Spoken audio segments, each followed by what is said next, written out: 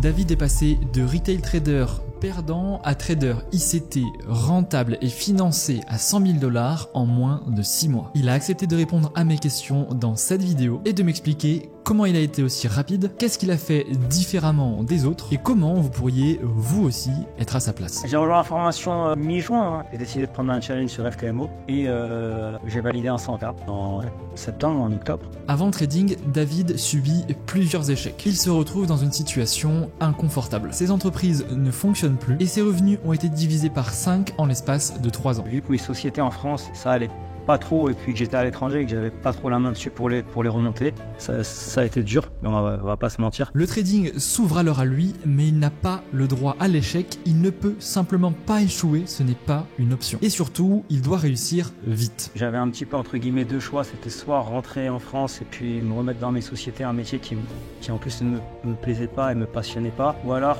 faire un effort et me former sérieusement dans le trading et avancer dans ma vie. Et j'ai décidé de me former sérieusement en trading. Moins d'un an plus tard, le voilà financé sur FTMO et vivant à Bali avec sa femme. Je pense que c'est un des meilleurs investissements que j'ai fait dans ma vie. Et honnêtement, je dis pas ça parce que je suis là pour te faire plaisir ou quoi que ce soit. Alors comment a-t-il fait? C'est ce qu'on va voir dans cette vidéo. Qui es-tu et où en es-tu dans ton trading? Je m'appelle David, donc j'ai 33 ans. Donc je suis parti vivre à Bali il y a à peu près un an. Donc on est parti, ma femme et moi, on a décidé de venir s'installer à Bali. J'avais déjà eu plusieurs sociétés en France, des sociétés dans le bâtiment et dans plein d'autres domaines. Et en fait, en venant m'installer ici à Bali, je m'intéressais déjà au trading depuis quelques temps. Et par la suite, vu que mes sociétés en France, ça allait pas trop et puis que j'étais à l'étranger et que j'avais pas trop la main dessus pour les remonter, et du coup j'ai décidé de me former très sérieusement dans le trading. J'avais un petit peu entre guillemets deux choix, c'était soit rentrer en France et puis me remettre dans mes sociétés, un métier qui en plus ne me plaisait pas et me passionnait pas, ou alors faire un effort intellectuel et plus qu'intellectuel avec beaucoup de motivation et me former sérieusement dans le trading et avancer dans ma vie. Et j'ai décidé de me former sérieusement en trading. Pourquoi? En apprenant sur le trading, en fait, je me suis rendu compte qu'il y avait beaucoup de choses qui me plaisaient dans le trading, c'est-à-dire que c'est beaucoup de chiffres, c'est aussi des statistiques pour ceux qui aiment les maths. Et en dehors de ça aussi, c'est, je dirais même à 80%, après ça devient de la psychologie. Quand on apprend l'analyse technique, les statistiques et les probabilités, on se rend compte que même avec toutes les connaissances, en fait, c'est pas assez. On se rend compte qu'on peut avoir on peut être le meilleur en analyse technique et on peut être le meilleur en probabilité. Il y a des moments où on va se rendre compte qu'on perd alors qu'on a tout bien fait. C'est intéressant, parce que justement tu parles de psychologie, si tu m'avais dit que tu étais joueur semi-pro de poker, c'est ça? Ouais. Quel lien tu ferais entre les deux?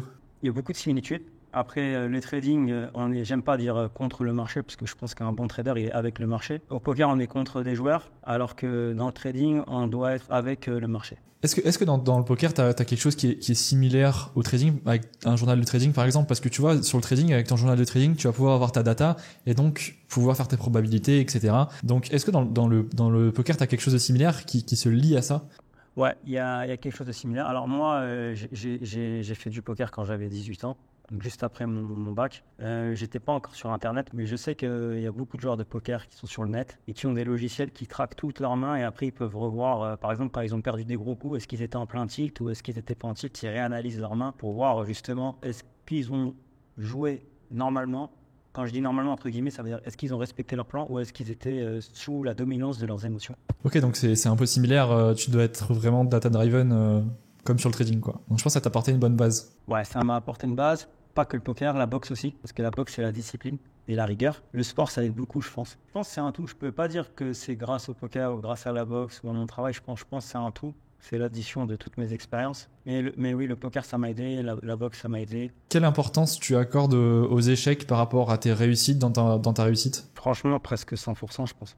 Ouais, ça m'étonne pas. Parce qu'en fait, tes réussites ça va pas changer grand chose. En fait, c'est tous tes échecs d'avant qui font que t'as réussi, mais ta réussite, elle fait rien en soi. C'est juste le résultat de tes échecs.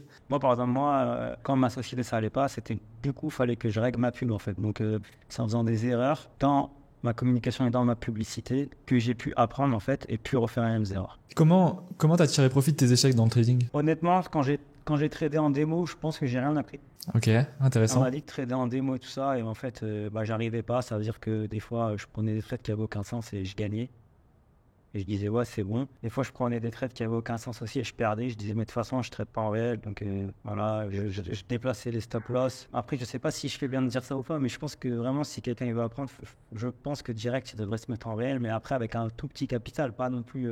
Parce qu'en fait, le trading à 80%, c'est de la psychologie, c'est de la gestion des émotions. Donc, s'il n'y a pas de risque, s'il n'y a pas d'argent en jeu, je pense que le mec il va se dire oui mais le prochain trade je vais gagner, ou ce trade là c'était pas de ma faute, ou celui-là je l'ai gagné, je suis fort. Il va pas se rendre compte vraiment de... En fait il faut de la douleur pour évoluer, et malheureusement c'est comme ça, et je pense que c'est pas que dans le trading, je pense que dans toute la vie c'est pareil. Il faut de la douleur pour se dire mais pourquoi je souffre, et en fait se remettre en question. Et le cerveau, il veut tout sauf souffrir. Donc se remettre en question jusqu'à tout régler. Et c'est que des petits réglages à chaque fois, un réglage par-ci, par-là, par-ci. C'est ça. Jusqu'à arriver à un... C'est un peu le discours que j'ai. Ouais. Ah, bah, je sais, je regarde toutes tes vidéos. Donc j'ai fait. Ouais, c'est bien. Donc du coup, ton passage de tes boîtes au trading, ça a été plus à force d'accumulation, d'exaspération, qu'un électrochoc d'un coup qui t'a dit tiens, il faut que je commence, quoi. C'est-à-dire que tu as commencé à découvrir les cryptos, le trading, en même temps à côté tes boîtes, ça a commencé à plus trop fonctionner, tu commences à en avoir marre, il y avait trop de choses à gérer, tu me parlais des législations qui te posaient problème aussi, ce que je peux comprendre sur certains business. Donc c'était vraiment l'accumulation d'un côté et une probable solution de l'autre qui t'ont fait switcher au fur et à mesure. Voilà, et aussi voilà, après j'ai une petite chance, si on peut dire que j'ai une chance et que c'est un plus par rapport aux autres, je pense, pas par rapport à tout le monde, mais par rapport à certaines personnes, c'est que moi j'aime les chiffres, j'aime les maths, j'aime les graphiques. À l'école déjà j'avais un peu des facilités en mathématiques. Après si je peux rassurer les gens. Ah ça je sais pas. Ouais, si je peux rassurer les gens. Moi aussi je t'ai dit que j'étais nul en maths, tu vois. Ça donne une facilité, je pense. Ouais, puis je pense que t'as autre chose qui te fait aimer ça. Tu vois, quand tu commences le trading, tu as la découverte du trading, et en plus, toi, si tu as une passion à côté qui est les maths, tu as deux passions en même temps, du coup, tu as encore plus dedans. Tu peux les complémenter. Je sais pas si ça se dit, mais ça se complémente. Du coup, quand tu as commencé le trading, quelle méthode tu as découvert? Comment tu as commencé? Est-ce que tu as découvert directement le SMC? Est-ce que tu as commencé en retail? Comment ça s'est passé? J'ai commencé en retail. J'ai pris beaucoup de formations avant la tienne. J'en avais déjà pris pas mal. Je crois que toi, tu étais la 6e, 7e. Après, ce qui m'énervait, en fait, dans le retail, c'est... alors, j'ai tout appris. Mais ce qui m'énervait, c'est que j'arrivais pas à trouver un sens à mon trading. Alors, des fois, ça marchait. Hein. J'ai gagné de l'argent, j'en ai perdu. Mais il n'y avait pas de logique. Et quand j'essayais d'expliquer à des amis à moi, en fait, comment je tradais, je me ridiculisais un peu en expliquant qu'avec des figures chartistes, ça allait le cours allait prendre une certaine direction. Après, c'est vrai que les gens qui font du chartisme, ils se basent sur un historique de data, je pense. Et ils ont fait des probabilités. Ils ont vu que quand il y avait un triangle, à 70-80%, ça continuait la tendance. Je ne sais pas si c'est vrai, je ne sais pas si c'est faux. C'est compliqué de le savoir. En fait, moi, ce que j'aime bien avec le SMC, c'est que ça donne un sens, ça donne une vie au trading. Et en fait, quand il y a un sens, c'est plus motivant et on met plus de probabilité de chance de notre côté, parce qu'on vit notre travail, en fait. Alors que quand on fait du shortisme, voilà, on ne comprend pas ce qu'on fait. Alors que quand tu fais du SMC, tu comprends ce que tu fais. Même si, encore une fois, peut-être que c'est pas la réalité, hein, on ne sait pas, mais ce qui compte, moi je pense, sur le marché, c'est d'avoir sa croyance et d'avoir aussi confiance en sa croyance, et surtout aussi avec la pratique, avoir des preuves que ça fonctionne. Au bout de 100, 200, 300 trades, si tu en as gagné sur 300, tu en as gagné 100, bah tu sais que tu as un win rate à 33%. Tu sais que sur 3 trades, il y en a un qui va gagner sur le long terme. Du coup, le SMC, tu as découvert ça quand, du coup? Alors, quand est-ce que tu as commencé à peu près, si tu as une année à peu près, le trading et le chartisme, et quand est-ce que tu as commencé le SMC? Alors, le chartisme, j'ai découvert ça quand j'ai découvert les cryptos, en fait, parce que comme je m'intéressais au cours des cryptos,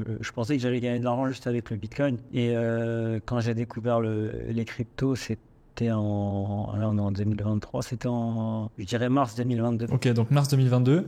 Et le SMC, tu l'as découvert quand? Le SMC, j'ai découvert vraiment il n'y a pas longtemps. J'ai découvert ça vers avril-mai de cette année en 2023. C'est-à-dire que pendant un an, j'ai fait du retail. Okay. Mais sans vraiment me mettre à fond dans le trading, parce que j'avais ma société à côté. Et pour moi, le trading, c'était un plus. Aujourd'hui, le trading, c'est pas un plus. Aujourd'hui, je tiens sur ça pour vivre. Je compte sur le trading pour vivre. Ok. Du coup, aujourd'hui, je crois que tu avais... Alors, tu as été victime de MyForexFound.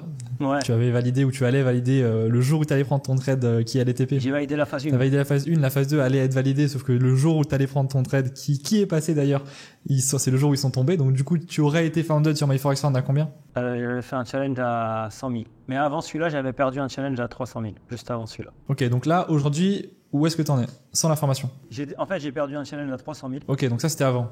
Et j'ai décidé de ne plus faire aucun challenge tant que j'avais pas des bases solides. Et c'est là que j'ai décidé de reprendre des formations. Mais avant ça, je tradais uniquement en retail. Je tradais pas en SM7. Ok, donc tu rates le challenge, tu prends la formation. Ensuite, où est-ce que tu en es aujourd'hui du coup? À quoi ça a mené? Alors, j'aurais dû me faire financer par MyForexFound 100 000. Donc ça, celui-ci, malheureusement, j'ai pas eu de chance. J'allais valider ma phase 2 le jour même et c'était un vendredi, je me rappelle, et c'est le vendredi où ils sont tombés. Donc ça, j'ai pas eu de chance. Après, j'ai repris un challenge. D'ailleurs, quand j'ai vu que lundi, il bégayait, qu'il n'y avait pas de solution, on savait à peu près que c'était fini parce qu'il y avait un rapport de la CFDC qui était sorti, qui disait qu'ils avaient volé les traders, etc. etc.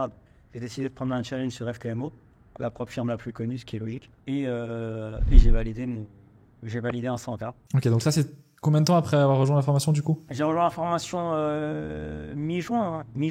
Et je l'ai validé en septembre, en octobre. Ok, bon, c'est propre quand même. Et je pense que j'aurais pu le valider avant parce que la stratégie là, que j'ai mis en place, je l'ai mis en place récemment, il y a 2-3 semaines.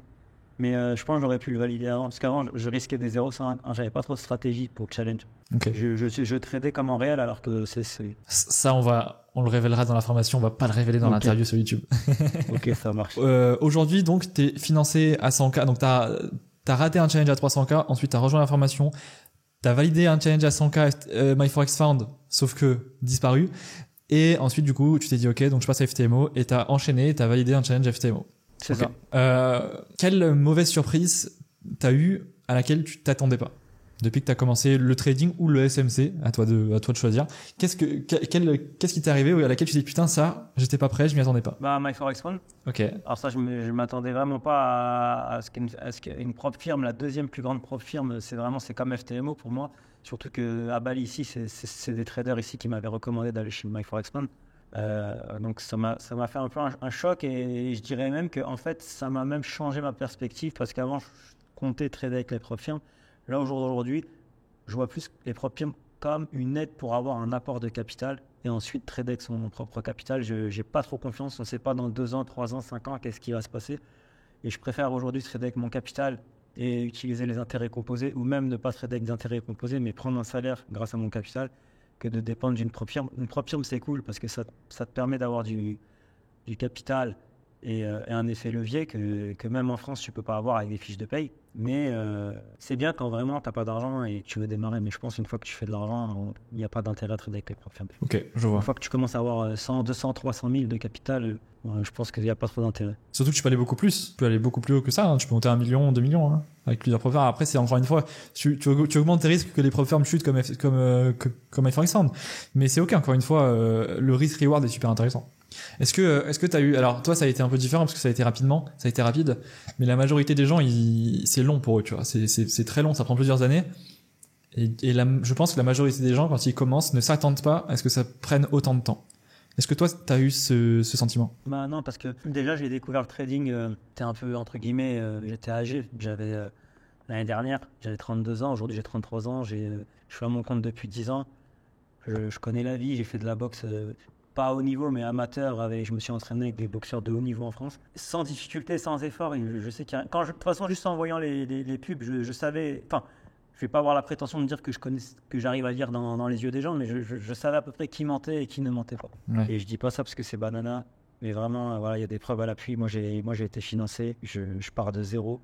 J'ai été financé avec la formation en 2-3 mois. Si j'étais à votre place, n'hésitez pas une seconde. Et même le prix de la formation, c'est dérisoire à côté de tout ce que ça va vous apporter, je pense. D'après toi, qu'est-ce qui a joué sur le fait que ça a été plus rapide pour toi que pour les autres? Je pense déjà, le poker. Le poker, après mon travail où je prends beaucoup de risques dans les investissements en publicité. Et aussi le fait que j'étais seul à l'étranger et que mes sociétés n'allaient plus, j'étais un peu dos contre le mur et j'avais pas trop le choix. J'étais obligé de réussir. Enfin, j'aime pas dire le mot réussir parce que j'ai pas réussi dans le trading, mais j'étais obligé de. Je pense que tu as réussi au point de vue de beaucoup de gens, tu as réussi, mais de ton point de vue, peut-être pas. En tout cas, je pense, moi, si j'ai vraiment un conseil à donner, je pense qu'il faut vraiment le vouloir. Il ne faut pas se dire, voilà, j'ai vu une pub, on peut gagner beaucoup d'argent facilement. Le mot facile, c'est un truc qui n'existe pas. Ce qui est facile, c'est juste de rien faire, en fait. Ça, c'est facile. Mais vraiment de réussir dans n'importe quel autre domaine, même pas que le trading, je pense, dans tous les domaines, je pense que c'est dur. Et il faut faire des efforts et il faut tout le temps se remettre en question. Et puis même les formations, hein. Faut tout le temps se former. Hein. C'est pas parce qu'on prend une formation que ça y est, c'est fini. Hein. Je pense, ça c'est mon avis personnel. Donc ok, t'avais pas le choix, mais du coup, c'est marrant, mais ce que tu dis, habitude de risque, ça rejoint ce que tu disais tout à l'heure, du fait que trader en démo, ça peut être une erreur au début, même si en effet beaucoup de gens disent ça, mais du coup, ça ne t'habitue pas au risque, et donc ça t'habitue pas ta psychologie au risque, ce qui fait que tu n'y prêtes pas attention. Et premièrement, du coup, tu vas pas avoir l'impression d'évoluer, mais en plus, quand tu vas arriver en réel, tu vas découvrir un autre monde, tu vas découvrir de nouvelles émotions que t'avais pas avant. Et donc, tu vas terminer, même si c'était rentable en démo, tu seras jamais rentable en démo parce que tu vas faire n'importe quoi. Et ensuite, tu seras pas rentable en réel parce qu'une fois que tu vas arriver en réel, tu auras des émotions que tu ne connaissais pas. Et donc, c'est marrant parce que du coup, tes précédentes expériences ont construit ta capacité à gérer le risque et à comprendre qu'il faut aller vers le risque. C'est ça. Pour avoir l'habitude de ce risque. Ouais, complètement. Et ce qui est marrant dans le trading, c'est que j'ai l'impression que des fois on est spectateur de soi-même. Je sais pas si tu vois ce que je veux dire. Totalement. Il faut savoir être spectateur de soi-même. Enfin, moi, c'est ce que ça me fait. Ça veut dire que je suis devant mon écran et je respecte tout mon plan et j'ai mon meilleur setup qui arrive et je le prends et je suis à 2 doigts du USL.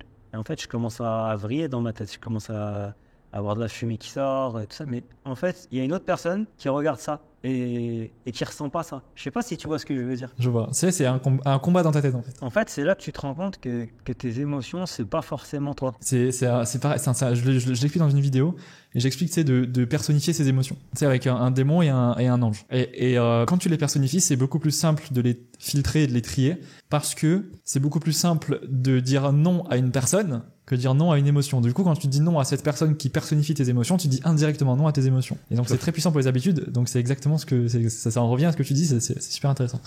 À quel moment tu t'es dit, putain, là, je commence à voir quelque chose, je commence à comprendre quelque chose qui peut me faire réussir, je commence à voir la lumière au bout du tunnel, je me dis, là, il y a quelque chose. Franchement, je pense que c'est quand j'ai fini ta formation. Ok, mais t'as appliqué, enfin, c'est pas juste la regarder, je suppose, t'as appliqué des choses et t'as compris des choses qui t'ont mené à ça. J'ai commencé à appliquer, j'ai commencé à regarder les marchés tous les matins, mais sans prendre de trade et j'avais pas pris un challenge tout de suite. J'ai pris mon challenge, je crois, vers mi-juillet ou fin juillet, je sais plus. Mais j'avais commencé mon challenge mi-juillet. C'est quoi qui t'a le plus aidé dans la formation? Par rapport aux autres formations, par exemple, dans les autres formations, on nous explique des concepts, des choses. Mais toi, dans ta formation, il y a une stratégie clairement. C'est-à-dire qu'il y a les concepts, mais il y a la stratégie. Mais dans les autres formations, il n'y a pas la stratégie. Je pense qu'il n'y a pas la stratégie parce que tout simplement, les mecs n'ont pas de stratégie. Mais sérieusement. Non, mais je pense que t'as raison. Après, moi, je peux pas me le permettre. Tu vois, mais toi, tu peux te le permettre. Moi, je peux pas le dire. Mais vu que j'ai pas, moi, je sais pas, je regarde pas ce que font les autres, je regarde pas leurs vidéos, je regarde pas leurs formations. Donc, mais vu que tu les as prises, t'en as pris plusieurs. Si tu le dis, c'est de toute façon, les résultats sont là, donc okay. Il y en a une que j'ai pris après toi où le mec il a une formation aussi, il a une stratégie aussi. Mais avant toi, jamais.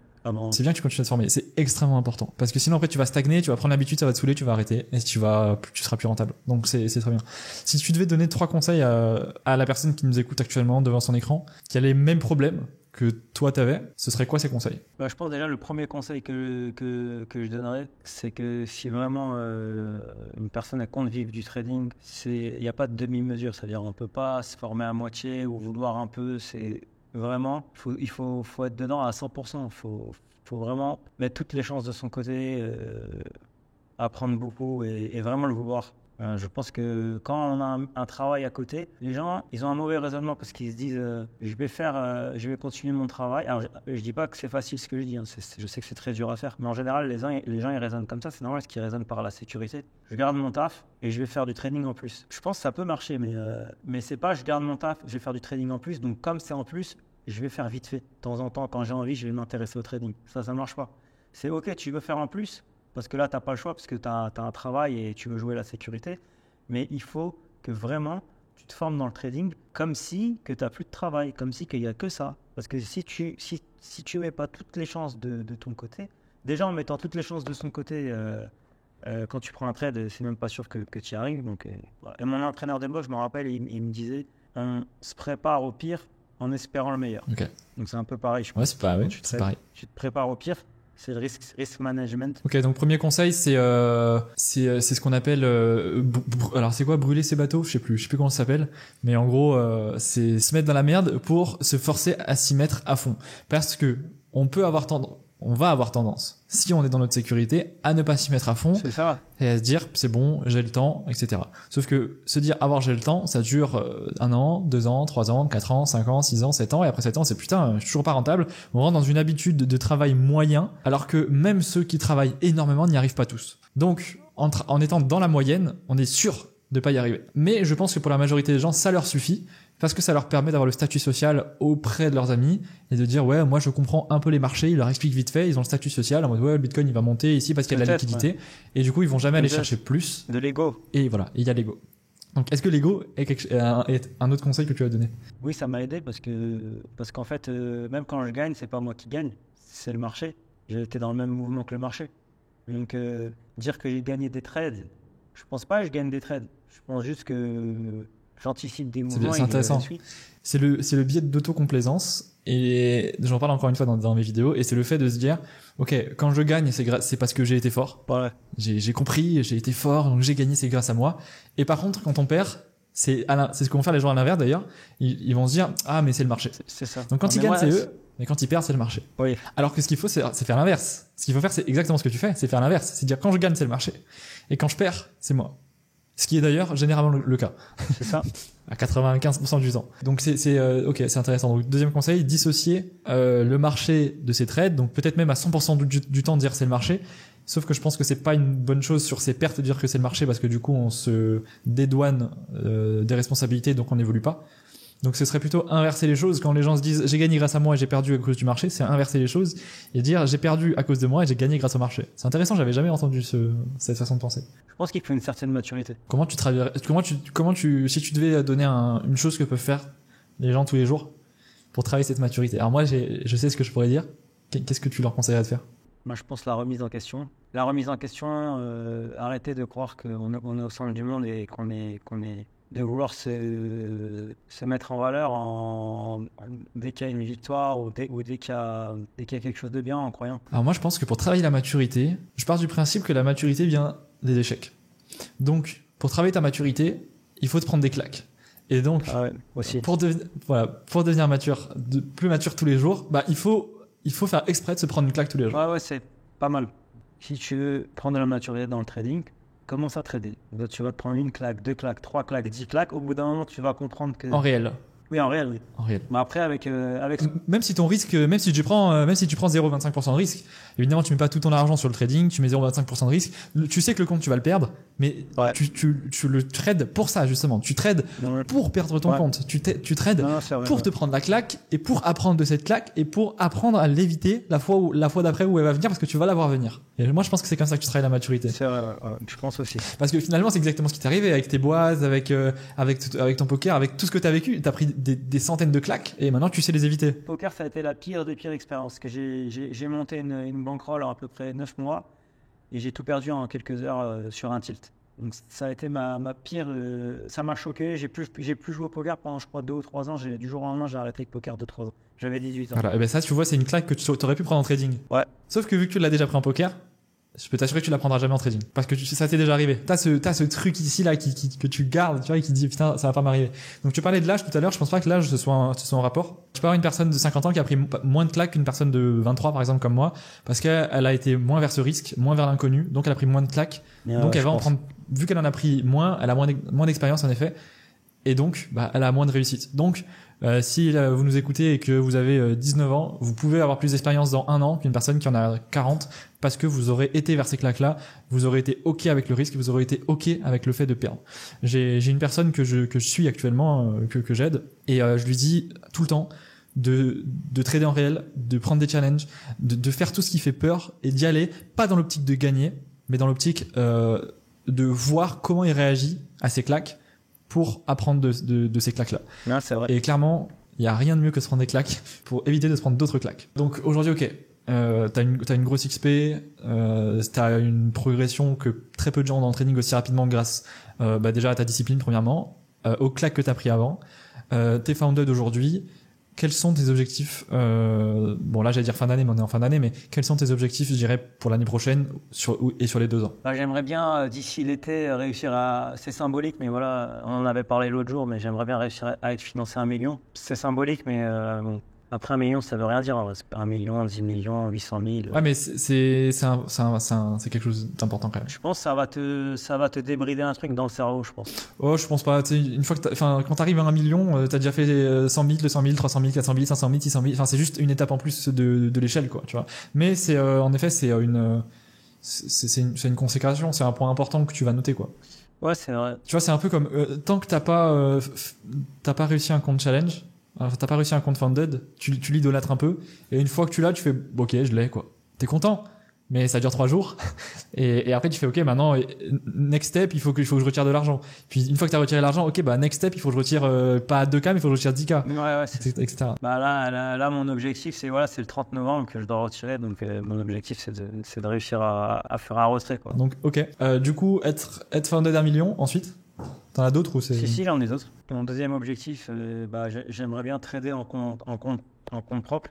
Ensuite, trader vraiment avec mon capital. Okay. Essayer d'utiliser les intérêts composés. Tu me connais maintenant, je pense un petit peu. Tu sais que j'aime bien les chiffres et faire des probabilités, des statistiques. Donc, j'aimerais bien, même si on peut pas vraiment faire on peut faire les intérêts composés, mais c'est pas comme un rendement d'investissement. On est sûr qu'on en gagne 2% par mois, puis on peut faire des calculs, des réels calculs. Là, il y a un mois, on va faire 3%, il y a un mois, on va faire 1%, il y a un mois, on va faire 10%. Donc, les intérêts composés sont un peu aléatoires chaque mois. Parce qu'on a... Enfin, je pense, après, moi, j'ai pas gagné pendant des mois de l'argent. Je suis financé que depuis un mois. De toute façon, tu peux pas être stable à 3% fixe tous les mois. C'est pas... Voilà, c'est ça que je te dis. Il y a des mois... Puis en plus, tu dois prendre un truc sur ce que tu gagnes aussi quand t'as une vie. Ouais, voilà, ça va dépendre. Mais oui, donc oui, ça rentre dans tes calculs. Ok, donc du coup, c'est tes 3 objectifs. Être founded à 1 million. Commencer à trader en compte propre. Et commencer du compound, c'est ça, du coup? Utiliser l'intérêt composé, ouais. Après, j'en ai peut-être d'autres s'ils me sautent pas aux oreilles tout de suite. Mais, du coup, pourquoi tu conseillerais à une personne de rejoindre la formation? Alors, franchement, pour plusieurs raisons. Alors, déjà, moi, je suis quelqu'un... j'ai pas attendu le trading pour vivre. J'avais déjà une situation, même si, bon, mes sociétés, ça va pas trop. J'avais déjà, entre guillemets, un petit peu d'argent pour faire des formations. Donc, j'ai pris beaucoup de formations. Donc, je sais aujourd'hui différencier une formation qui est bien, d'une formation pas bien et d'une formation excellente. Et vraiment, je dis pas ça pour te faire plaisir ou pour te faire une belle vidéo, mais ta formation, elle est vraiment excellente dans le sens où on n'apprend pas 10 000 trucs, parce que je pense que dans une formation, apprendre trop de trucs, c'est pas bon. On apprend quelques trucs, mais qui sont précis et efficaces. On a une stratégie clé en main. Donc ça, c'est dans les autres formations, ils ne vendent pas de stratégie. On a une stratégie qui est clé en main. Ah oui, un truc qui est super intéressant aussi dans ta formation, c'est qu'on se forme en live. C'est important ça. Ouais, ça. Et ça, c'est super important parce que je trouve que c'est vraiment un plus parce que on est tous ensemble devant le graphique et en temps réel, on sait pourquoi on prend le trade, pourquoi on prend pas le trade. Et aussi, il y a des formations que tu fais en live que t'as pas, tu les as préparées, mais c'est pas une vidéo que tu as préparée que tu nous balances, quoi. C'est une vidéo que tu nous fais en live. Et ça, je trouve que c'est vraiment un plus parce qu'on peut te poser des questions en direct et il n'y a pas de limite, quoi. C'est-à-dire que n'importe quelle question, même si le live il doit durer 2h30, 3h, je sais que tu vas rester 3 heures devant l'écran pour répondre aux questions de tous les élèves. Ah, mais c'est vrai. Et ça a été un super avantage parce que j'ai pu te poser beaucoup de questions en live aussi. Ça m'a beaucoup aidé, ça. Ok, bah écoute, merci David. Si tu as un mot de fin, je te laisse faire un mot de fin en 2 phrases si tu veux. Je pense que si les gens ils ont regardé la vidéo jusqu'à la fin, c'est qu'ils sont intéressés. Et donc, voilà, sachez une chose, c'est que le trading, c'est pas quelque chose de facile, mais je pense que ça en vaut la peine. Et que si vous voulez vraiment réussir dans le trading, il faut vraiment le vouloir, comme j'ai dit. Je pense qu'il faut vraiment s'entourer dès le début des bonnes personnes. Je pense que c'est un des meilleurs investissements que j'ai fait dans ma vie. Et honnêtement, je dis pas ça parce que je suis là pour te faire plaisir ou quoi que ce soit. Je pense que c'est un des meilleurs investissements. N'hésitez pas, réfléchissez 2 minutes, mais pas trop, et il faut y aller. Ok, bah merci David. À vous de prendre au mot ou pas ce qu'il a dit, à vous de décider, à vous de faire vos propres décisions. De toute façon, personne ne les fera pour vous. Donc à vous de choisir. Je vous dis à très vite pour une prochaine vidéo. Merci David, à très bientôt. Ciao. Ciao.